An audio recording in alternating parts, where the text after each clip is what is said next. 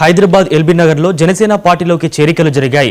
జనసేన రాష్ట్ర నాయకులు LB Nagar incharge Sai Sirisha ఆధ్వర్యంలో వివిధ డివిజన్లకు చెందిన పలువురు నాయకులు జనసేనలో చేరారు. ఈ సందర్భంగా ఆమె మాట్లాడుతూ జీహెచ్ఎంసీ ఎన్నికల్లో జనసేన పార్టీ పోటీ చేస్తుందని స్పష్టం చేశారు.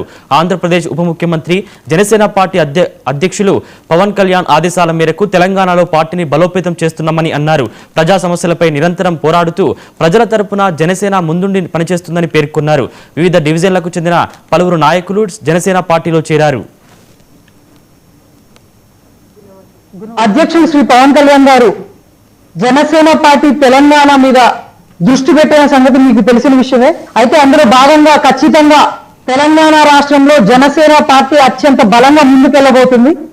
అందులో భాగంగా నేను ఏదైతే ప్రాతినిధ్యం వహిస్తున్నటువంటి ఎల్బీ నగర్ నియోజకవర్గంలో ఈ రోజు మేము మీడియా మిత్రులు తెరవడానికి గల ముఖ్య కారణం ఏంటంటే జనసేన పార్టీ ఇంకా నుంచి నిత్యం ప్రజాక్షేత్రంలో ఎల్బీ నగర్ నియోజకవర్గంలో అందుబాటులో ఉండబోతోంది.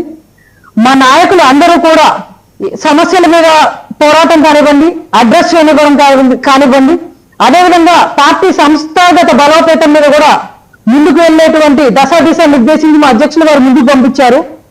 రానున్న జీహెచ్ఎంసీ ఎన్నికల్లో కూడా జనసేన పార్టీ పోటీ చేయడానికి సిద్ధంగా ఉంది.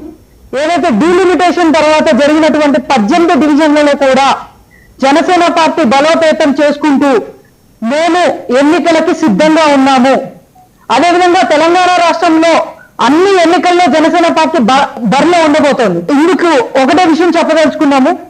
ఏదైతే జనసేన పార్టీ భావజాలంతో అధ్యక్షులు శ్రీ పవన్ కళ్యాణ్ గారి యొక్క ఆశయాల్ని ముందుకు తీసుకెళ్లాలనుకునే యువత ఎవరైతే ఉన్నారో, మహిళలు కానివ్వండి, ప్రతి ఒక్కళ్ళు కూడా విద్యావంతులు కానివ్వండి, జనసేన పార్టీ ఐడియాలజీకి ఆకర్షితులైన ప్రతి ఒక్కళ్ళు కూడా అవర్ డోర్స్ ఆర్ ఓపెన్. ఖచ్చితంగా మీరు పార్టీతో వచ్చి హైదరాబాద్ లోని ఎల్బీ